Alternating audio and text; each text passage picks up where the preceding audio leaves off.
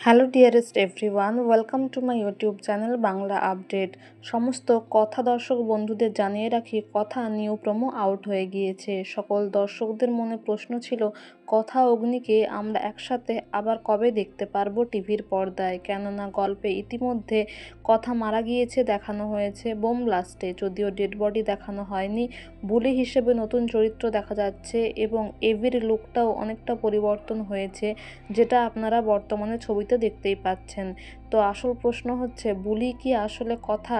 তো সেটাই নিউ প্রোমোতে একটা সূত্র দেখানো হয়েছে, যেখানে মায়ের পুজো হচ্ছে গুহবাড়িতে ধুমধাম করে এবং সেখানে পুজো করছে, মায়ের আরতি করছে বুলি। আর দেখানো হয় রিচা একটা ফুল নিয়ে আসে যার নাম বন্যি ফুল, যেটা রিচা অগ্নির শরীরে প্রয়োগ করতে চায়।